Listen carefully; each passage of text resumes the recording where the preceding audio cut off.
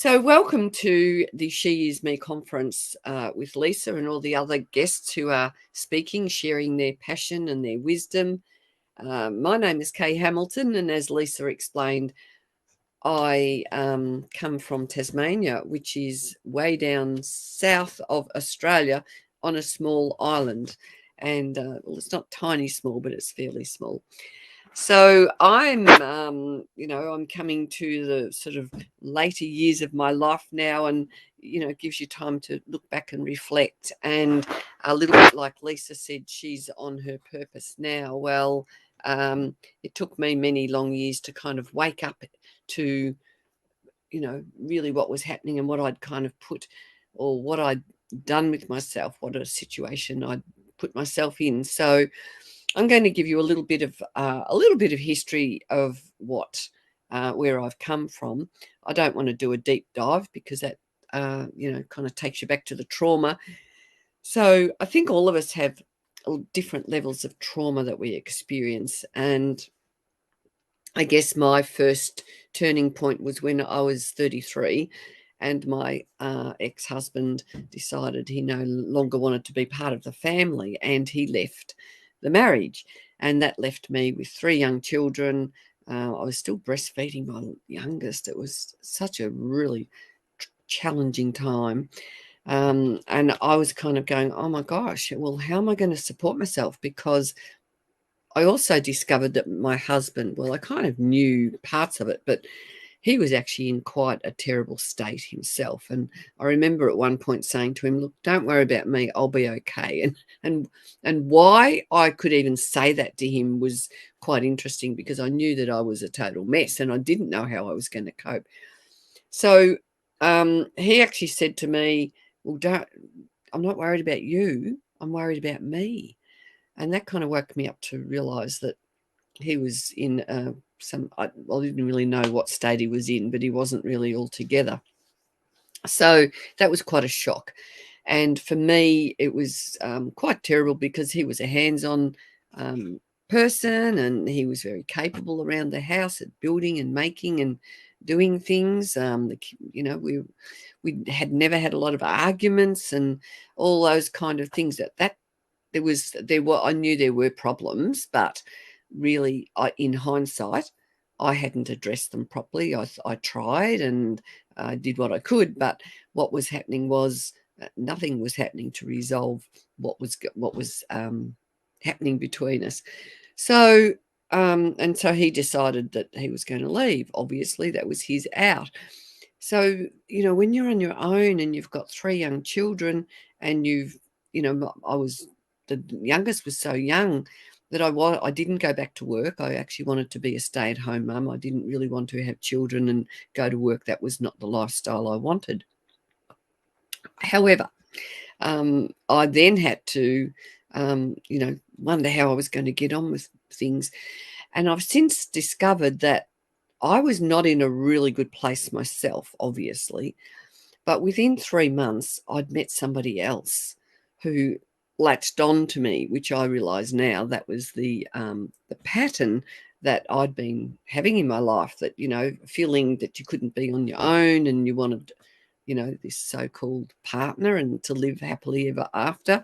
My whole state of being with the idea that marriage was something that was for a sacred sanctity of marriage and family. I mean, that was everything.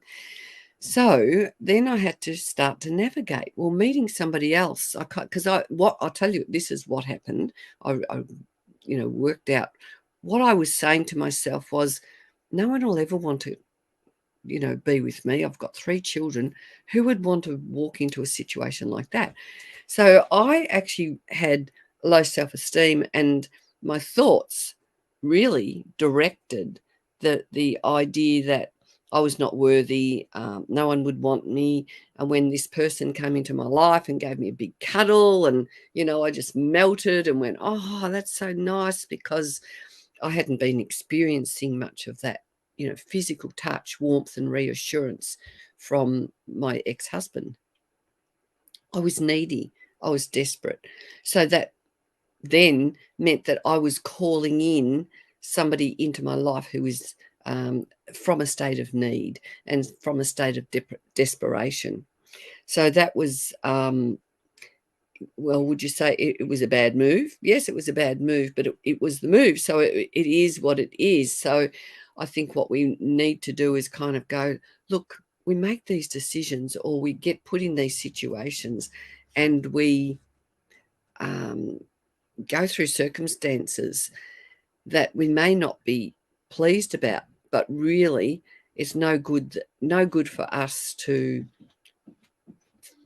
give ourselves a really hard time about that, because I was going through a hard enough time anyway. So it wasn't very long before I was pregnant, and I didn't take me long after that to realize that I'd really made quite a bad decision, and even circumstances around the pregnancy were, very traumatic. And I actually tried to get this person out of my house, and I couldn't. And I had 3 children, pregnancy on the way. I went through quite a disastrous time. And in the end, I just gave up in the name of, having a harmonious delivery, and thought, right, we'll get the delivery out of the way, and, I'll deal with the rest later, which in the long term took 8 years to get him out of my life. And in that time, as it turned out, I realized that I had to make some hard decisions. I didn't realize at the time that my children, throughout those 8 years, 3 of my children were being abused. And I myself was under the umbrella of abuse as well, which was really, really awkward, with 3 children and a young baby, and we had a lot of really disastrous times. And when it came to light that my children were being abused, that really gave me a huge wake-up call, because I had no idea. And that kind of prompted me into action, because Child Protection were threatening to take my children away, and it was like, oh my gosh, this is, and when I discovered what was happening, it was quite horrific. So then I had to learn how to put myself back together again, and I had to take the tough stance of bringing police in to get him out of the home, so that my children weren't taken from me. So once that happened, then I was on this path of putting myself back together after that, but supporting my children as well. So we went through 8 years of lots and lots of trauma. I'm not one to sit down and in the cup of misery. I'm more the person who wants to have a bucket full of hope and restoration and potential. So I had to do the inner work.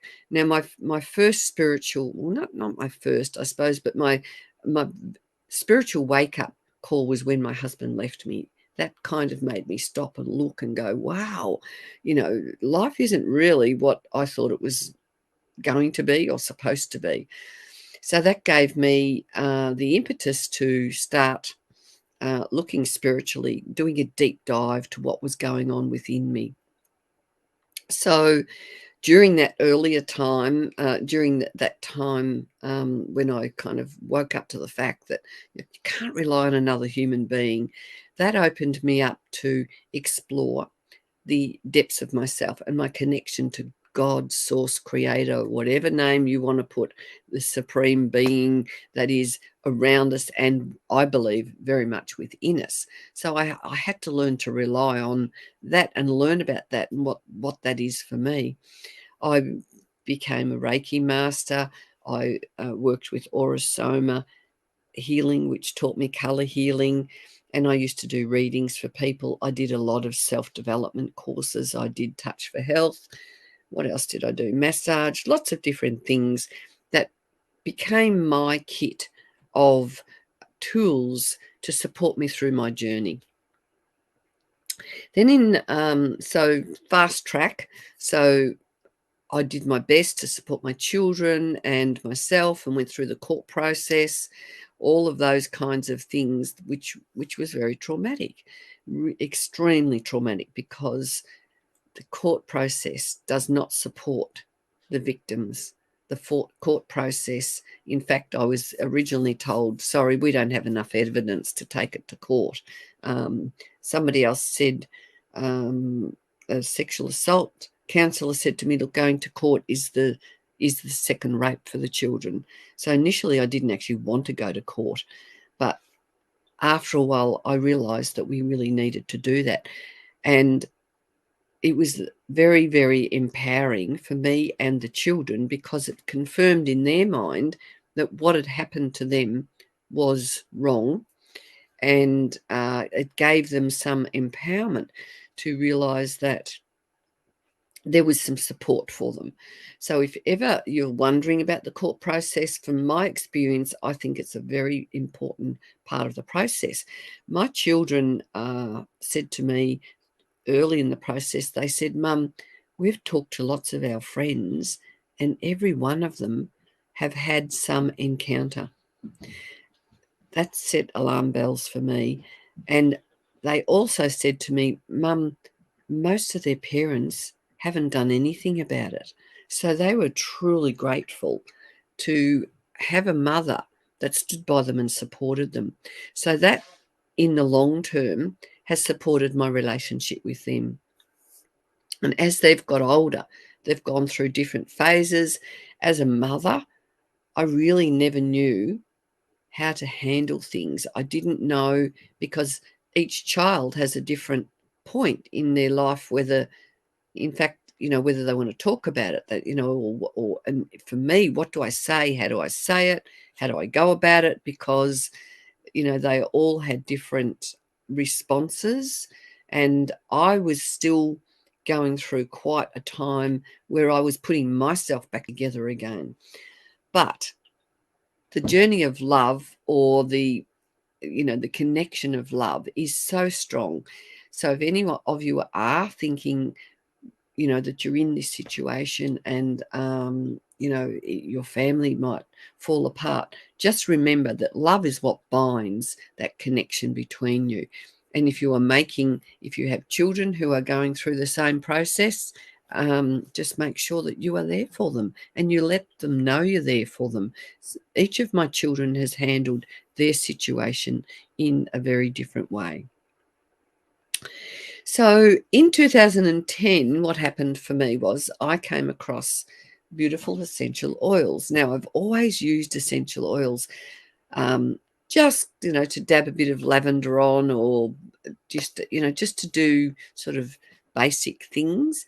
And when I discovered Young Living essential oils, that was a real turning point for me, because there was a lot of what was happening in my life and in my emotions and in my a lack of self-esteem, that once I started using these oils, it's like it just opened this pathway for me, and I didn't get so caught up in things. So, for example, actually, before I hopped on, I put this oil on called Valor, and this one is one that just helps you to be calm and strong and stay composed and in your space for dealing with things. So these are what has become my best friend. So I'm all about raising our vibration. And what does that mean? That means being able to stay ahead of the game, or stay above stay above the depths of despair, or when you're in the depths of despair, because it doesn't mean because I know how to raise my vibration that I'm always up here. That's unrealistic to think we're all up, operating at 150% all the time. But what it does mean is that when you know what things you can do to support yourself, well, then you've got something to go to that's going to bring you out of that deep despair.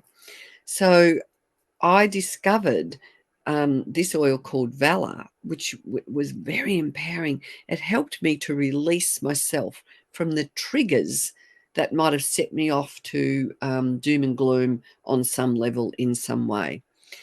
So since then, I'm actually, my past is I'm a primary school teacher, and I really didn't like being locked in. I still don't like being locked, and I'm not locked into 5 days a week being dictated from a system that doesn't necessarily support me.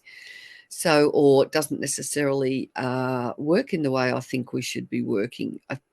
And that's a whole other topic. But what I discovered when I discovered Young Living, it opened me up to the ability to help transmute emotions so that we could become more empowered. So my journey with Young Living was for me, it was the icing on the cake. I had the candle, I'd lit the candle, but I needed the cake, and I needed the dressing, I needed the decoration, and I needed the flavor. I needed the full embodiment of my self empowerment. So that has helped to transport my ability to create my own business. So when I started using oils, I started sharing them with friends and family, and friends started loving them and enjoying them, and people started ringing me and saying, "Oh my God, you wouldn't believe this. It's like a miracle. This has happened or that's happened." And it was truly amazing, and also very empowering, because it was encouraging of me to realize that from where I've come from, I can make a difference in the lives of others. And I really think that is what this is all about. I think it's not for us to stay at home and put our head under the doona and, you know, just run away from the world. I didn't want to be bitter. I didn't want to be twisted. I wanted to be able to, through my journey, support other people, which is what is happening these days. So I have an online presence where I offer readings. I use beautiful cards which have the oils, or I might just pull an oil out for people. And so here's an example. Actually, I don't think I've got it on my shelf here. I know I've got it in my little pouch here. So we have an oil called Sarah, which is for sexual and ritual abuse. Now, this is a beautiful oil that you can use, which will help you to unlock that, that those blocks that present when we come through trauma, or if there's some bad experience. I think we all experience trauma on varying levels. It might be just that voice of your father in your head from when you were 2, or it might be the big sister that was bossy and always wanted to dominate you, something like that. So from our childhood memories, we carry these throughout life. Our messages, our subconscious messages. What essential oils can do is help unlock those messages in a way that it's safe, where you're not feeling too overwhelmed by it. And for me, it's like, sometimes it's like, the penny just drops. It's like, that's why I was thinking that way, or it might bring back a memory, something like that. So they discovered that the sense of smell is very, very, it's one of the most powerful ways to release your emotions and open you up to, and put you in a new place to cope with things.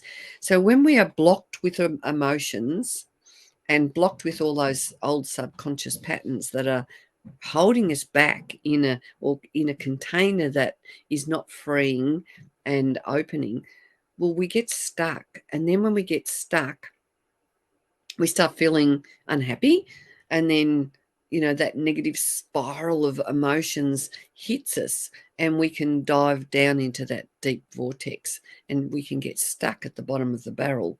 But the beauty of the bottom of the barrel is, if you want that, if you are wanting to move forward, to open up, to resolve things, if you want to change into something better, transform into that beautiful butterfly with wings and become the person that you are, that bottom of the barrel, once we dive into that, to me, it's like a compost heap, and you put all the rubbish in the compost heap.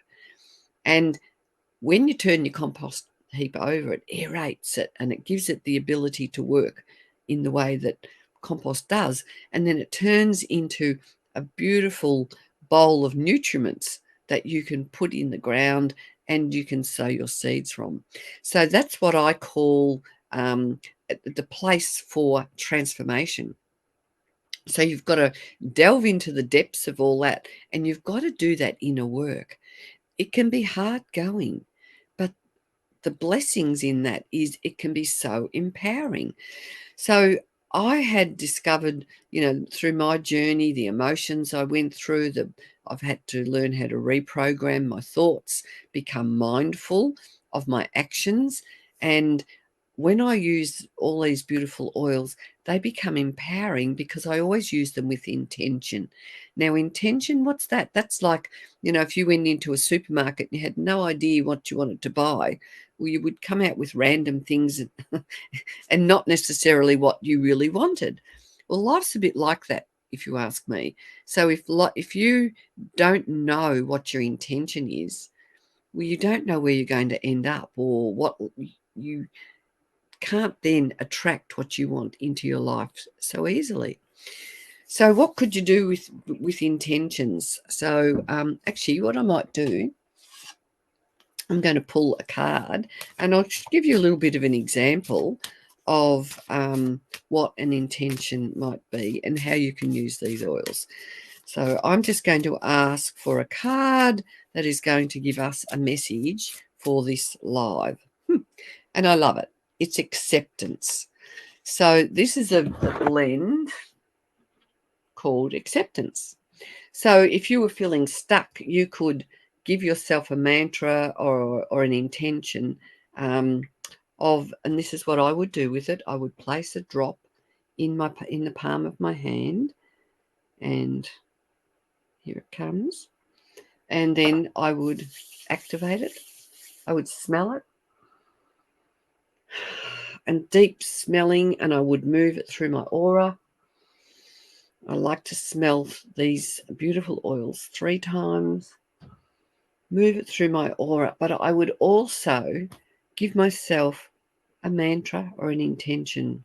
I accept the situation that I'm in right now, because when we accept the situation as it is, whatever it looks, however it feels, that then opens the door for us to move forward. So Gary Young from Young Living, he was just a brilliant person at knowing how to make the best blends on the planet. That's according to me and all the Young Living family who loves these oils. So acceptance blend will help you to soothe sorrowful emotions. It promotes self-trust. It overcomes bad habits and resistance. So if we accept situations, then we don't need to rely on those bad habits. Once we come to terms with ourselves, we can then move on, and acceptance helps to rid procrastination. So when we've gone through bad experiences and it puts us into that low self-esteem scenario, we hold back. We don't want to put ourselves forward. I'm a Leo. My numerology is a number 1, and I didn't really embody that until I was, in my late 30s, I guess. And those things started to happen as I started to come to terms with my situation, and as I started to work on myself. And then the more you work on yourself, the more empowered you feel. And the more you also realize that there's other people out there with stories. We all have a story to tell. I think it's a great thing that Lisa is providing a platform for all of us to share our stories and to share what we've done with our stories and how we can empower other people. So I also work with colour because of my time with my Aurosoma readings. If you don't know what they are, they're these beautiful little coloured bottles, and they have 2 levels, and the client comes in and picks the bottles, and you work with colour and you do your readings that way. Because the colours have a meaning, they have numerology, they have essential oils in them. So the bottles are created to be a healing tool. My passion for Orosoma initially was I just loved it, and I still love it. But when I discovered Young Living, my passion transferred. So I think we need to be prepared to be adaptable and flexible and go with the flow. And I always believe we need to follow our divine nudges. So my divine nudge before I got into Young Living was I wanted something nice to put on my body that made me feel feminine, made me feel powerful, and made me feel protected.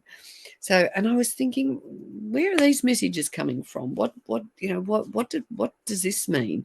I've usually been what you would call a bit of a plain Jane, and didn't worry about that. I think having 4 children, I was the busy single mom, providing for the children, and not having a lot of money, and all those terrible times that you can go through. But it was during the holidays, one January. I got an email from a company called The Lost Seeds, and they were promoting these essential oils. And I'm into organics, I'm into low tox living so that I've got no chemicals around the home. And I used to buy things thinking I was doing the right thing. Well, I've had a big education since then, since finding Young Living.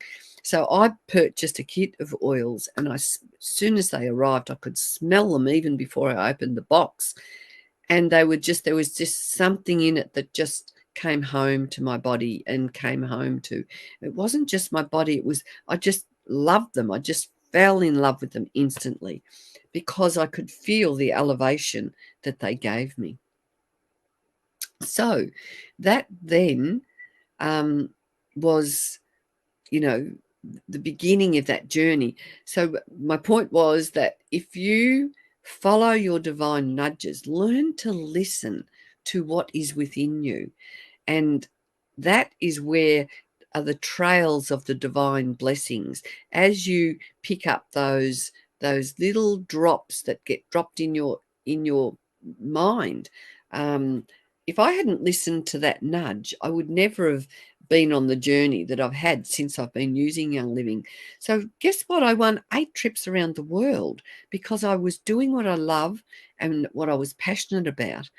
And people pick up on that, and they like to hear your story, and they look at you, and if people love what they see, they can relate to you, and success is there for each and every one of us, I believe, so long as each and every one of us follow our passion, follow your divine wisdom that is coming from within, and then everything in your life starts to align when you start using your tools, your mindset tools, your kinesiology, your whatever it is, because we're not all the same, we're not all clones of each other. So what happened to me was I was able to resign from teaching, and I started building a business in the world of these beautiful oils. I could work from home. It gave me flexibility to come and go. I was winning so many trips that I was running out of holiday times and things like that. So when you are following your nudge, things fall into place. So I've moved on now. I had to step into my courage. I've labeled myself or promoted myself as the courage activator, because I think there's a lot of us that have these messages that, oh, wouldn't it be great if I could do this? Or wouldn't it be great if I could do that? Or I'd like to do this. But we hold ourselves back. There's that little voice in our head that says, oh, who am I? I can't do that. And I did things on Facebook. I went through free challenges, and I did one called the 30-day video challenge, which is run by a lady in Australia here. And I moved beyond the fear of being seen and heard on camera. I moved beyond the fear of, holding myself back. And then when you step through those, really scary steps of, who am I? I can't do this. How's it going to get? And you have to kind of go, let all that go. And what I do is I put oils on myself, and I get online, And, I've raised my vibration and I'm ready to present and ready to present with the purpose of igniting others to light up their souls and to follow their divine nudges, so that we can, I always say, imagine if each and every one of us was standing in our power. Imagine a world where we are all flowing gloriously in our divine feminine presence.